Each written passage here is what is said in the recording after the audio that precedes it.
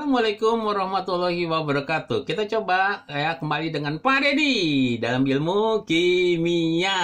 Apa yang kita akan bahas kali ini adalah masalah keton atau alkanon, ya, keton atau alkanon. Ya, kita bahas satu persatu masalah gugus fungsi daripada senyawa karbon, ya. Kita mulai dengan alkanon, ya.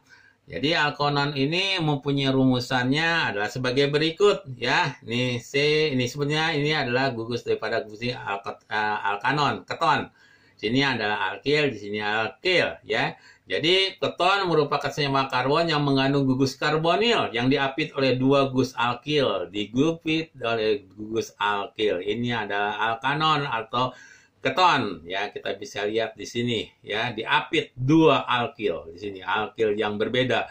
R dan R aksen boleh sama, boleh berbeda. Bagaimana kita pemberian nama dari keton itu sendiri, ya? Ini berdasarkan IUPAC, kembali lagi International Union Peer of Application Chemistry, ya. Ini biasanya digunakan secara internasional dan ini biasanya digunakan untuk senyawa-senyawa yang agak sedikit rumit. Penamaan diturunkan dari nama alkana yang sesuai dengan akhiran ana, diganti dengan on. Jika jumlah atom C-nya banyak, biasanya di depannya dituliskan angka yang terendah yang menunjukkan nomor gugus karbonil. Nah, ini keton. Jadi tetap saja tentukan nanti yang terpanjang dulu. Satu yang panjang mana? 1, 2, 3, 4, 5. Ke bawah boleh? Boleh. Ya, kita mudahnya saja. 1, 2, 3, 4, 5. Berarti 5. Jadi tentuan satunya di sini. Yang paling terdekat dengan keton.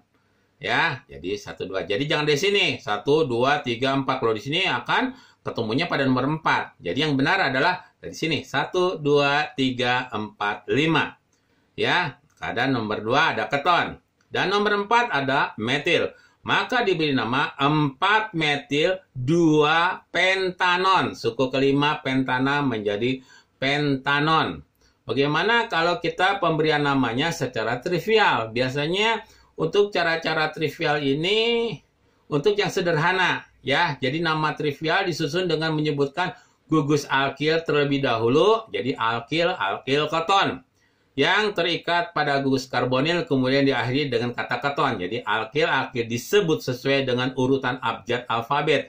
Ini metil. Ini etil, maka disebut dulu etil, metil, keton. Jadi polanya hampir sama dengan pemberian nama daripada aldehida, ether. Mohon maaf, ether, ya. Kemudian kita lihat adalah isomer, ya, isomer daripada keton, ya. Jadi isomer mempunyai rumus molekul sama, mempunyai struktur yang berbeda, ya. Di sini ada isomer posisi dan ada isomer fungsional, di mana kalau isomer posisi ketonnya yang posisinya berubah-ubah. Seperti ini, keton ada pada 1, 2, 3. 1, 2, 3, ya, dapat dari mana saja terserah.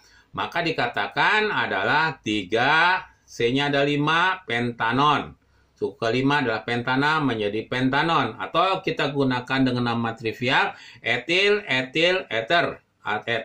Etil, etil, keton. Maka boleh disingkat menjadi dietil keton.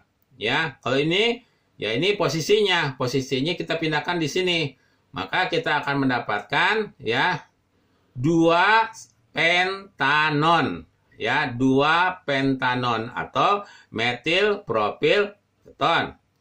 Kalau misalnya CH3-nya saya pindahkan posisinya di sini, maka kita akan menemukan dimetil 2 butanon atau metil isopropil keton. Ya, jadi boleh memberi nama 3 metil 2 butanon atau metil isopropil keton.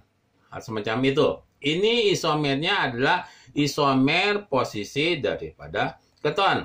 Tadi bahwa keton itu mempunyai isomernya dengan aldehida. Maka kalau yang tadi, ya, kita berikan isomer dari gugus fungsionalnya, maka posisinya menjadi aldehid, ya, akan jadi aldehid. Itu di sini adalah kita ketahui pemberian nama ini selalu nomor 1. Jadi 1, 2, 3, 4, 5 berarti pentanal.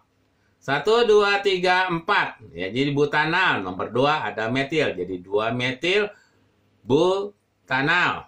Ya, selain daripada itu juga, ya, ada lagi. Ya. Nah, di sini 1, 2, 3. Jadi isomernya dari keton bisa jadi 4. Ini 3 metil, 1, 2, 3, 4. Butanal. Mohon maaf nih salah. Bukan propanal, tapi butanal. Ya. Kemudian di sini 1, 2, 3. Nomor 2, 2,2 dimetil propanal.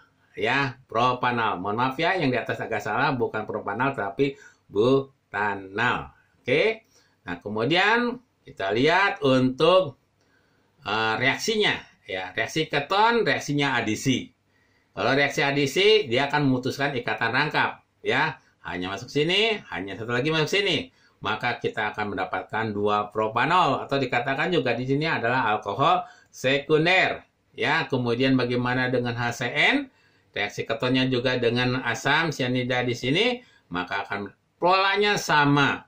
Ya, polanya sama, 2 metil 2 hidroksi etaniril. Ya, pada reaksi Fehling dan perak amoniak, pada keton tidak terdapat H yang terikat langsung pada gus karbonil. Karena itu keton tidak mempunyai daya mereduksi Fehling maupun reaksi perak amoniak seperti halnya pada aldehida, ya, pada aldehida. Nah, kemudian sifat-sifat keton.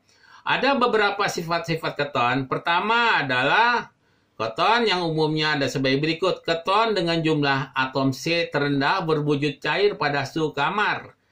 Di pada C1 sampai dengan C5 wujudnya adalah cair. Oleh karena keton memiliki gus karbonil yang polar, maka senyawa keton larut dalam pelarut air maupun alkohol. Jadi dia larut dalam air, dia juga larut dengan alkohol. Kelarutan senyawa keton berkurang dengan bertambahnya rantai alkil. Jadi kalau rantai alkilnya semakin banyak, berarti dia berkurang daya larutnya. Kemudiannya adanya kepolaran menimbulkan aksi antar molekul keton, sehingga senyawa keton umumnya memiliki titik didih relatif tinggi dibandingkan dengan senyawa nonpolar yang massa molekulnya relatif sama. Ya. Kemudian kita lihat daripada kegunaan, ya, kegunaan daripada keton.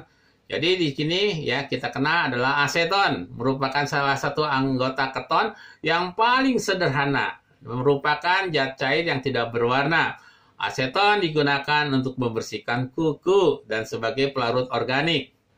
Selain itu, aseton juga digunakan untuk membuat senyawa-senyawa karbon lainnya seperti klorofrom.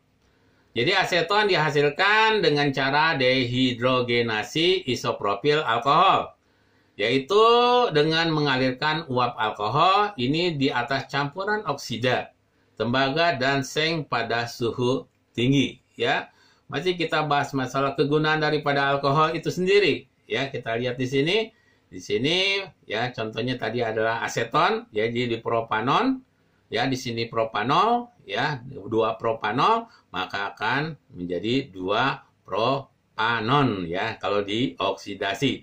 Jika asam aseton direaksikan berturut dengan gas klor, kemudian dengan KOH, maka akan terbentuklah klorofrom. Jadi jika aseton direaksikan berturut-turut dengan gas klor, kemudian dengan kalium hidroksida, maka akan terbentuk klorofrom. Bagaimana reaksinya? Ya, bagaimana reaksinya di sini terjadi? Ya, di sini aseton. Aseton itu yang nama lainnya daripada 2 propanon. Ya, reaksikan dengan klor ditambah dengan kalium hidroksida, maka akan mendapatkan klorofrom. Demikian penjelasan Pak Dedi mengenai keton. Ya, mudah-mudahan kalian semua dapat memahami semua. Bapak cukupkan sekian dulu. Assalamualaikum warahmatullahi wabarakatuh.